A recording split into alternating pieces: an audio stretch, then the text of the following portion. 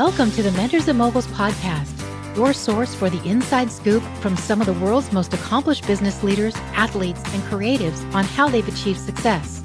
I'm Heather Stone, a serial entrepreneur with a passion for helping others to overcome challenges and discover their untapped potential. Join me and our guests as we teach you how to break through those barriers on the way to crushing your goals. In each episode, I dive into a new topic with an inspiring mentor to find out exactly how they overcame obstacles, slayed self-doubt, and achieved their goals. Today's expert mentoring session is about to start, so grab your pen and let's dive in. If you've ever experienced a major disruption in your carefully planned roadmap of life, this episode is for you. Today, we are talking about the art of the pivot, what to do when life throws you a huge curveball. Our next guest took her life-altering rejection and tragedy and turned her sudden floundering into unexpected flourishing. When she graduated top of her class at UNLV, with her next 8 years carefully planned out and sights set on a PhD in psychology, the recession of 2010 derailed her plans and dropped rejection square in her lap. So she was forced to pivot and turn rejection into her best friend. She went on to carve out a new path as a travel blogger, a burn victim survivor, Crown Miss Nevada, and a host and producer for E! News. Join me for a candid chat with Hilary Billings as we discuss rejection and how to handle loss of control of your life and how to turn rejection into rejoicing.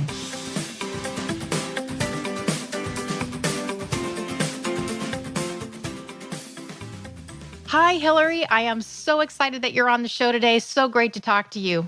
Oh my gosh, Heather, thank you so much for having me. Of course, of course. Well, you've got a fantastic story that I can't wait for the audience to hear. So let's just jump right into some of our questions, all right? Let's do it. All right. Well, you and I met several years ago.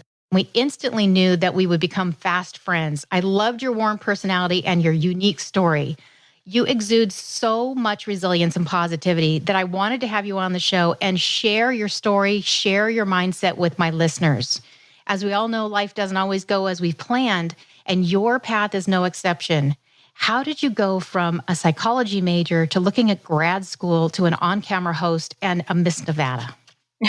Yeah, not a typical path, is that? No. Well, and I have to say, I feel so similar to you, and thank you so much for even putting together this podcast. This is such important information. Man, my path certainly was not one that was planned, that's for sure. But I think that's what makes life so great. At the time, I wanted to be a clinical psychologist, and I ended up graduating top of my class from UNLV. I was named the outstanding graduate, but I graduated during the Great Recession. So in 2010, so we were right in the middle of everything that was going on with the housing market and all of the crisis around that. And with that, grant funding got cut across the board for PhD programs. And if PhD programs can't fund their students, they will not accept them. So when I was going and I was applying for schools, and I thought that I was, the first draft pick of the PhD program world, as it were. And I was seeing the same 70 people everywhere I went. And we went from seeing applications where they had, 5 to 10 doctoral spots to them, accepting one student, if any at all. And I became the proud owner of 14 rejection letters. Even one of them wasn't actually addressed to me. Someone else's name had been crossed out and my name had been written in over top of it. So you want to talk about not feeling like anything. And I just thought my life was over at that point. Everything that I'd worked for, everything that I'd been promised, if you do this, then you will get here, it hadn't worked out. And I had no backup plan. I didn't know what to do. And so at the time, I decided to do, what any college student would do. I took off to Nicaragua and started a travel blog. I think I had just watched Julie and Julia, and it was like, fine, I'm just gonna, record the downfall of my life so that all my friends and family can see the unraveling of Hilary. And I didn't realize at the time what a blessing it was to have had that rejection, because it allowed me to explore a path in a life that I never would have ever considered otherwise. Instead, if I had been on that 7 to 10 year PhD program, doctoral track, I wouldn't have traveled the world. I wouldn't have created a travel blog with readers in over 100 countries. That wouldn't have led me to them becoming a burn survivor, getting hit in the chest with a firework, to then make the decision to go on and enter a pageant, to get over my self inadequacies and my self-esteem issues, to then go on to become a journalist for USA Today and a producer for E! News and meet all these celebrities and become an on-camera host and a travel host for Norwegian. And, just have all these incredible adventures. So, life has always been really wonderful to me, that whenever I get too comfortable, it'll send a wrecking ball to guide me to a new adventure. And I now, as I'm pursuing digital content creation, doing motivational speaking, I don't really believe in linear paths anymore. But that's kind of the basis for how I began my journey, was a lot of rejection, and having that rejection continue to come up and divert me to a new path. So rejection is basically your best friend, Miss Hilary. Yeah, I've had to make it. I've had to make it my best friend. It didn't want to be at first, and I did not want it. But it's become such a messenger and a marker of, okay, this isn't working. Let's see what else I can do with this, and going from there and finding that resourcefulness.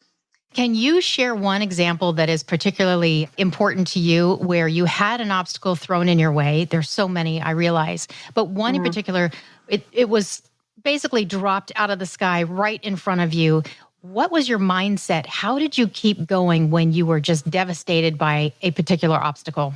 Yeah, I keep going back to that origin story of being rejected from graduate school, because I think that was the first time that I felt out of control of my life. I think up until that point that I had believed that if I did everything that I was told to do, that I would get the results that I wanted. And that's when I realized how uncertain life was.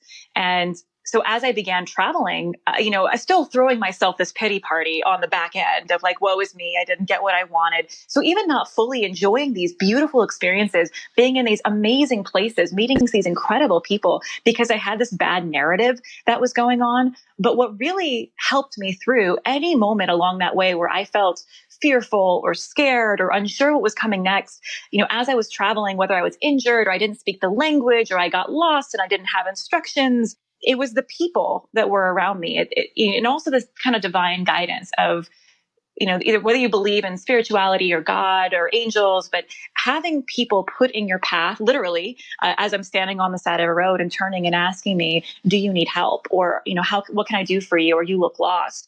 And also just recognizing that within my own friends and family and community, of leaning on other people. It's through this element of togetherness that I think that we're really able to overcome anything. And what I hadn't done my entire, teens into my adult life was ask for help. And so learning how to ask for help in these moments, and just being able to rely on the kindness of strangers, and that everyone wants to support you. No one's out to get you. That was a big turning point for me, to not have to be in competition with everyone around me and not feel like the world was out to get me. And instead just asking for what I needed and having the people appear. That was very powerful.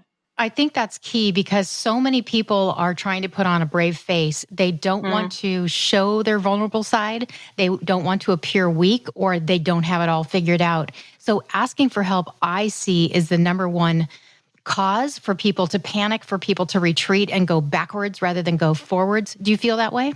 Absolutely. And I think there's also a big power in knowing what you need. I think we have this concept, especially in, Western society, that other people around us, our friends, our family, that we're in intimate relationships with, should just know what we need. And in fact, they should know it better than we do. And when people try to help us, if it's not the right thing, or it's not, consoling all these emotions inside of us, then they're doing it wrong, versus us taking the accountability of, okay, what do I really need in this moment to get me through? And spending that time internally to work through that, to then be able to vocalize that externally, is so powerful, because not only are then you able to get clarity on what you need in your life, but then you can easily transmit and direct it out to the universe and to those around you to help to create the life that you want. And then, people just want to help you. I want to help you, Heather. You want to help me. We want to help those of your listeners that are here, that are joining us today. And it's so much easier to do that when we know what they need. versus just stabbing in the dark at like, when a baby cries, right? It's like, are you hungry? Are you tired? Do you want this toy? Do you want that toy? Do you want me to hold you? Do you want to be on the ground? Playing that game of charades can be so exhausting. So it's so important to have that clarity, and that helps everyone win. Very true. Very true. Your world travels led you to grow a blog readership in over 100 countries. What do you think resonated with people about your content? My blog during that time, it was all about dealing with the rejection of not getting into graduate school and me grappling with what to do next. And regardless of whether or not my readers had experienced that exact scenario, most of them resonated with life not going according to plan and having to make different life decisions. And many were vacillating between making choices that led to certainty in their life and more adventurous choices that would also bring about more risk. And so graduating during the Great Recession, at the time, it felt very unfair to me, much like I imagine the students that are graduating right now feel in 2020. I had done everything that was asked of me. I graduated top of my class. The graduate programs couldn't afford to fund the students. And because jobs were hard to find, many older students were now going back to school as well. And we were losing opportunities because of just the state of the world. And I can think that so many relate to that because you do what you think you need to do to get to the next step, but the outcome is totally outside of your control. Mm-hmm. So my blog became a place where we could connect about, sharing disappointments and dreaming about what to do next with our lives and how to balance this American dream that we've been working towards, as well as all of these other adventurous ideas that we had of what life could look like. Mm-hmm. Good point. Good point. So you've had so many once in a lifetime experiences, lion taming. Can we just talk about that for a minute? What, you haven't gone lion taming? No, I haven't been a lion tamer even for a second, never even dreamed about it. But the fact that, that's really usually not on anybody's to-do list as far as their career path. It wasn't on mine either, if I'm being honest. I'm so grateful for this time that I was traveling and the amazing experiences that it led me to have. And as I was traveling the world, I had the chance to do some animal handling experiences. But growing up in Vegas, there was a lion sanctuary that exists here. That most people don't know this, but the MGM resorts back in the day, they used to have a free exhibit where you could come and see African lions. And all of the African lions that were in their exhibit lived on a sanctuary outside of town. They were all direct descendants of Metro, the lion that you see roaring in front of like the Wizard of Oz and all those movies. Mm-hmm. And every day they would get carted in, much like you would like a horse trailer or whatever, to the lion habitat, and they'd sleep in this habitat for 6 hours a day and then come home. And that was their job. And then in the early 2000s, a new president CEO came in and decided to get rid of all free exhibits. So then you have this beautiful sanctuary that's taken in hundreds of rescue animals, that's all about promoting the health and protection of these cats. These cats had great lives, but they needed to feed their 41 cats and also needed to figure out a way to keep their sanctuary running. So they wanted to open it up to the public and create a trainer for a day experience where someone could come through and interact with the lions, where you could bathe a lion, you could hand feed a lion, clean a cage, learn what the trainers do. And then they wanted to have an interaction experience where you could be in a pen with a cat and a trainer and just run through some exercises with the animal at a safe distance. But they'd never done it before. And they had a couple of young lion cubs at the time that they were working with, but they didn't know how they would react to strangers. Their whole motto, like, you did not interact with a cub, unless you've been with it since it was a baby. And since you had been handling it and working with it and it assimilated you as part of the pride, you did not interact with that cat unless you had that relationship. So they didn't know what was going to happen. So I essentially became the guinea pig for this program. And based upon what I had experienced worldwide, we spent about 6 months working together, me working with these two fabulous cubs and these wonderful trainers to see what we could do to make this experience so that it would not only endear people to these animals, also provide a safe and healthy experience for the cats and allow them to keep their sanctuary doors open and keep doing all the wonderful things that they've been doing. So it was truly a once in a lifetime experience. And I think there's so many metaphors to facing a lion head on and, overcoming adversity and dealing in the corporate world. And you can really apply that metaphor to anything. But it was really special to be able to do that and to still, interact and have a relationship with those cats today. How fun. And it's hilarious when I read that on your resume. I just love that part. All right. So being a safe distance and not becoming lunch, but feeding lunch to the lions was great. Yes. Now let's jump ahead. You actually lived with a tribe, the Firewalker Tribe in Fiji, and you had some unique experiences. Can you share a little bit about that experience? Oh my gosh. Well, and so again, it's so funny how the story just continues to evolve as one long narrative. So when I was in Nicaragua over the summer, after I first got rejected from graduate school, I went to this surf retreat because I figured I'm going to go hide out. No one's going to know me there. And I ended up bunking with this girl who was Fijian, and she was just coming back from 6 months of traveling around the whole world before she was going to go home. And we spent, these 2 weeks together and learning how to surf and doing yoga and horseback riding on the beach and volcano boarding and just having this incredible bonding experience with all of these women was so powerful for me. And she and I had sat on the beach one of our last nights, and I was lamenting once again that I had been rejected from graduate school. I didn't have a future. My life was over. And she just point blank asked me, "What do you like to do?" I'm like, "Well, this is pretty awesome. I like sitting on the beach. I like having adventures. I love connecting with people, and I love telling stories." And she just was like, "Well, why don't you just do that?" And I'm like, "That's not a career path. You can't just do that. That's not something someone's going to pay me for." But it stuck with me. 2 weeks later, she was killed in a car crash in Jamaica. And it was her last stop before she was going to go home. And it devastated all of us that were on this trip. We had no idea. And we just felt so terrible. The family was waiting for her to come home. They hadn't seen her in over half a year. And it was just a horrible, all of her family and the friends that she was traveling with, they all perished in this car. It made international headlines. And I ended up contacting her brother. I found him on Facebook and sent him photos and stories and thanked him for sacrificing time with her. And what came from that a few months later, I'd forgotten that I'd done it, and life, went on, and I still felt very rattled by the death. I ended up getting an email from him around New Year's that year and said, "I don't know if Tale ever told you, but we're one of the 3 chiefly families of Fiji. And we are the direct descendants of the Firewalkers, the tribe that claims to be the originators of the practice of walking on hot coals. And they have a ton of mythology around it." And he invited me to come out and see where Tale was from and to meet the tribe. And at the time, I was like, that's not going to happen. Like, Fiji's for honeymooners and old people, and I could never make that trip happen. And then after ruminating on it for a few weeks, and I've been working in a surf shop, and I quit super dramatically because I was fed up with my life and what was happening at the time. And I just happened to go check prices on flights, and everything just mysteriously dropped to exactly the price point I needed it to be in. And so I ended up going out and spending a month with them. And it was so powerful. It was so mystical and spiritual. And it was heavy too, because of the pretense as to why I was there.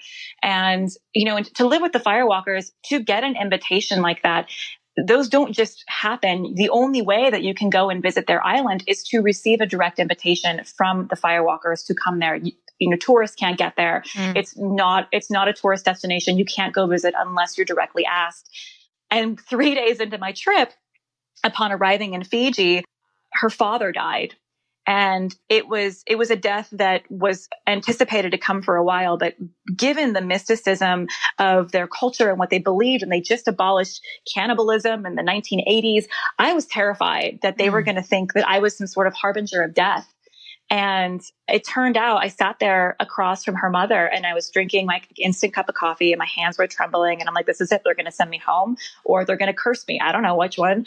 And she looked at me and just said very calmly, "There must be something about you that's very soothing in times of trauma, because otherwise Tale wouldn't have chosen you to be here when she took her father."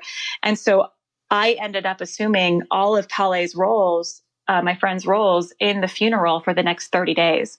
And it's one of the most cultural experiences that the Fijians have, or the weddings and funerals. And it was not the trip that I thought that I was going to have. And it ended up being so much more powerful than I could have ever asked for. Wow. There's an entire book in just that episode alone. Yes. Yeah.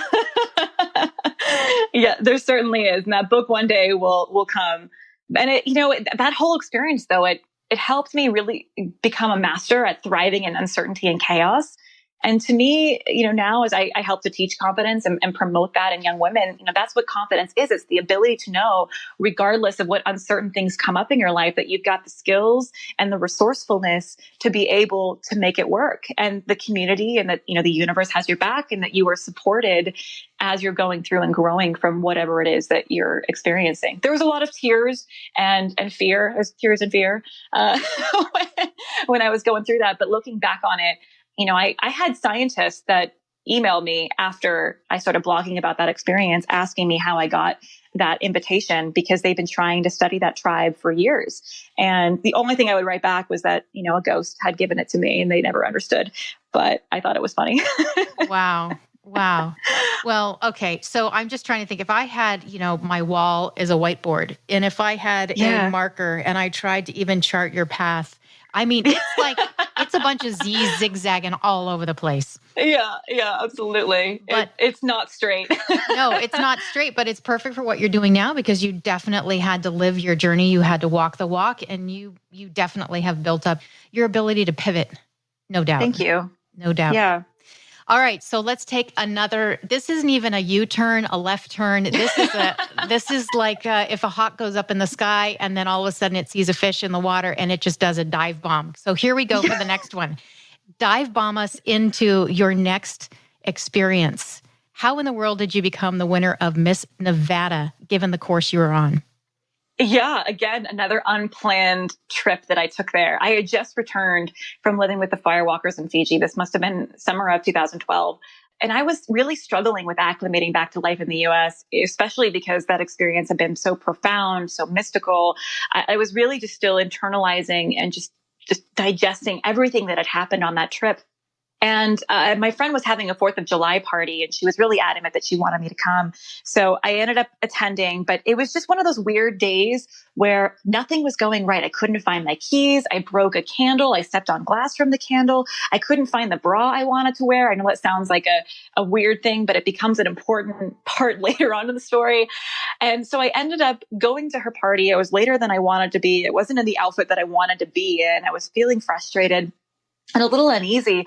And, once we got the party started, she had gone out. I don't know if this is the case in other parts of the country, but in Las Vegas, there are a bunch of Indian reservations outside of town, and there they sell, legal fireworks. And she had gone and picked up a bunch of them because they're the best. They're the most beautiful.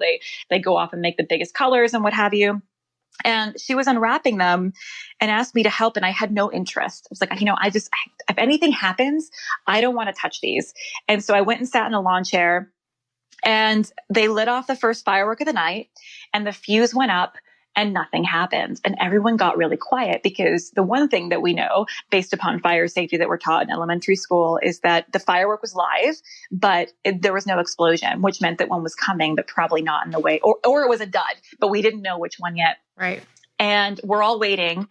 And then suddenly the firework explodes in the wrong directions that it was supposed to go into. And so then the fuse, which is on fire, is going straight up in the air, and then it's curving around and it's traveling 30 feet in the air. And then it makes like a beeline directly to me. And I'm sitting in this lawn chair, and it hits my sunglasses and my side of my face, and it goes down my shirt. And thank God I was wearing the bra that I did not want to be wearing, this overly padded Victoria's Secret bra, the only thing I could find. It's the only thing that saved my body. I ended up suffering 2nd and 3rd degree burns to my chest and my stomach.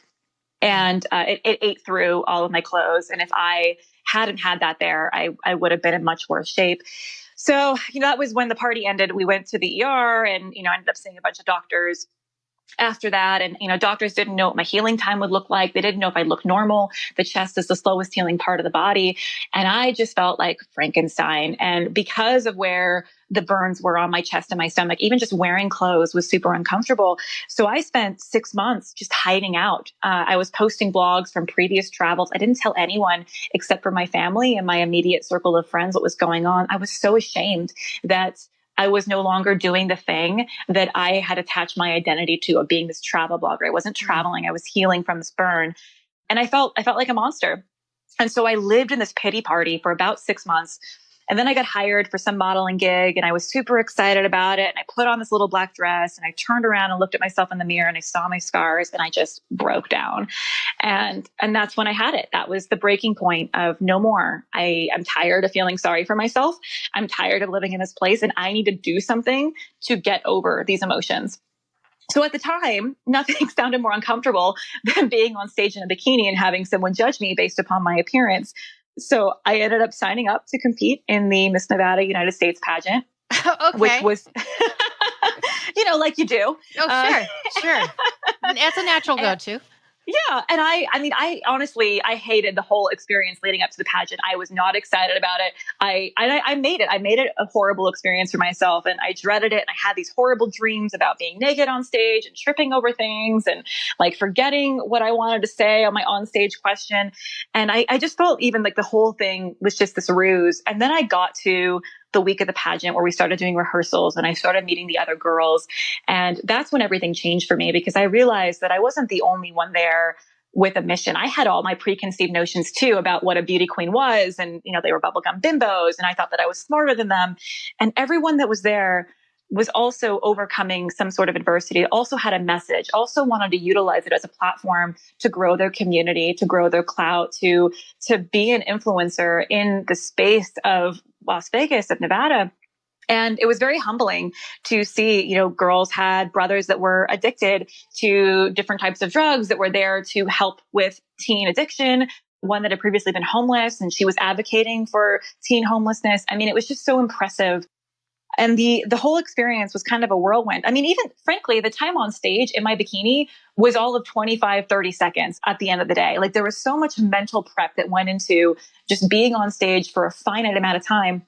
And the really funny part, Heather, is that, so many people have opinions about pageants because of the swimsuit portion. Mm-hmm. But the reality is that half of your score is talking. You get 25% for interview, 25% for onstage question, 25% for evening gown, and then 25% for swimsuit. Everyone's going to look gorgeous in an evening gown. How your confidence that you have in your swimsuit and your fitness level are taken into account for swimsuit. And otherwise, it's all talking. That's your score. That's the majority of your score. And I was able to very effectively communicate to the judges why I felt like everything that I initially thought was a weakness could be a strength for the pageant. Like I hadn't competed before, but that meant that I knew a population of fresh blood, that I could show people that you didn't have to be a lifelong pageant competitor in order to win. I was a burn survivor. I didn't have a perfect body. So my platform was all around helping people understand that you don't have to be flawless to feel beautiful. You don't have to be flawless to be a beauty queen. You don't have to be flawless in order to carry yourself with confidence. My platform was the Burn Foundation of Southern Nevada and working with the firefighters. And it was really great. After I won, which I was just so in disbelief, I thought I totally bombed my onstage question and just had chalked it up to a great experience.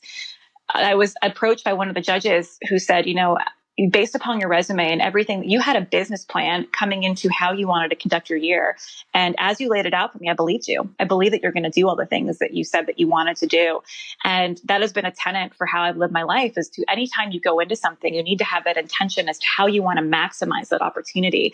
And it became one of the most formative years of my career, and the people I was able to work with and meet, and organizations I was able to help, and communities and nonprofits that I'm still involved with today. I mean, I highly recommend pageantry for young women, if nothing else, for the connection to community and the advocacy of service and what it requires in order to be a part of an organization like that and to be an ambassador and a role model for other young women. It's super important and a great way to hone those skills. So that is how I went from getting hit in the chest with a firework to becoming Miss Nevada. So you too can do it. Well, that's great. I mean, that was every single section of your responses, your story is actually very empowering to anyone who is listening. So if you have a setback, look at Hilary. If you have a feeling of inadequacy, look at Hilary and remember some of the tips that she's given you. I mean, every single thing that you've gone through is really preparing you to help others in a major way, I feel. So you're perfectly poised to do just that. And I know that's your mission. Thank you. I appreciate that. And I'm excited for this next season of life where that is the focus, is to be of service and to help, especially young women, empower them to find their inner confidence, that authentic confidence. I love that. I love that. So, Hilary, many people advocate faking it till you make it, but you don't. Mm-hmm. What is it about that adage that you really dislike? I like to think of confidence as a continuum, right? So if we're imagining that we have a linear scale of confidence, and at one end sits inadequacy, self-criticism, self-doubt, fear, when you tell someone to fake it, they have to move all the way to the other side of the scale where confidence and self-assurance and self-esteem live. And that's a huge gap to try to get someone to bridge. Now, if someone is able to make that jump, they can't stay there long term. It's not their temperature setting. They don't know how to sustain it. And therefore, even if they are able to feel temporarily confident, at some point they're going to slide back down to where they used to be. And not being able to maintain that feeling may make them feel like a failure. And that's the best case scenario. And when you're doing this, by the way, you're pretending, right? So if you're getting the results that you want while pretending to be something that you don't naturally identify with, feel, or believe that you are, if people like you in that state, you're going to feel like they don't really like you for who you are, but just for who you're pretending to be. So even further, the worst case scenario is that you attempt to fake it, but you don't. You're not able to make it there. So then you end up sliding back down that scale. You feel worse and potentially even more like an imposter. So I believe that this notion of faking it till you make it builds pretense of how we believe that people should act in the world. And this pretense is part of the problem. So for me, instead of trying to make this massive jump up the scale to a feeling of self-assurance that you don't yet have the skills to maintain, we want to bridge the gap, right? We want to make it easier for you to get there. So when you start stretching into this new position, you have a much higher likelihood of achieving and maintaining that confidence. So my advice to people is don't fake it till you make it, because that will most likely do more harm to you than good in the long term. What I want you to do is move to that magical middle of the confidence continuum. If you can learn how to bring your confidence back to neutral, away from that exaggerated extreme of inadequacy, the more control you'll have over your emotional state that will then allow you to more naturally feel confidence authentically. Well said.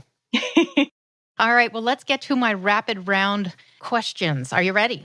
I am ready. All right, Hilary, what is your guilty pleasure? The show called The Masked Singer. Okay. What is your favorite music? Sarah Bareilles. She's just amazing. I love her songs. Well, nice. I'm a little afraid to ask this one. What one thing that scares you would you like to do? Write a book. Write a book. Okay. Yeah. Taming lions, firewalking, no big deal. Writing a book. Okay. Yeah. Got it. Got it. I'll be on the watch for that. Looking back to your younger self, what do you wish you would have spent or wasted less time on? I wish I would have spent less time trying to fix relationships or please people. That just wasn't working for me. Anytime there was conflict, I would work so hard to try to understand or fix the issue or make them like me. And I just have realized since then that people are here in your life for seasons that you need them. And there's no reason to try to hold on to anybody, because if they're meant to be in your life, they will be there. So true. So true. So flip it on its head. What do you wish you would have spent more time on looking back? I've learned now in my early 30s that the importance of asking better questions. Tony Robbins always advocates you ask bad questions, you get bad answers. So instead of asking things that I asked all through my 20s, like, how do I become enough? Or what else do I need to do? I'm now asking, is this relationship serving me? And am I serving this other person? How can I bring even more joy into my life? And the quality of these questions has become paramount to the quality of my life. What does happiness look like for Hilary? I think there's so many ways to answer this question, like, snuggling puppies or going surfing or having a great conversation with a close friend. But sustained happiness for me is finding the joy in the mundane day-to-day life with my boyfriend and finding fulfillment in the work that I do. As long as I'm serving others, that's where I find the most happiness. Great answer. Great answer. Where can people find you if they want to follow you and discover more about Hilary? Yeah, well, the best place to find me is on my website. It's hillarybillings.com, Hilary with one L, Billings, Billings. There, you can also get my 4 Steps to Quick Confidence workbook, which will give you actionable steps to start taking control of your narrative and your emotions that you don't need to have anything external involved with. It's all on you, which is fabulous. And there you can also find my social handles, my digital YouTube content, Facebook watch page content, and learn more about what I'm doing in the speaking world, motivational comedy world, and hosting world. So HilaryBillings.com. Love it. Love it. Well, Hilary, we will keep in touch. We'll tune in with you maybe this time next year and see what crazy stunt you have actually conquered. And until then, I hope you keep the adventures rolling because I will be watching. Oh, I can't wait. Thank you, Heather. Thanks, Hilary.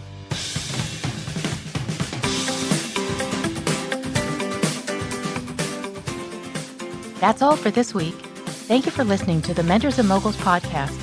If you enjoyed this episode, please take a minute to rate and review the Mentors and Moguls podcast wherever you listen to podcasts. You can find bonus video episodes at mentorsandmogulspodcast.com or check out our events page and our blog at heatherrstone.com. Until next time, make it a great day.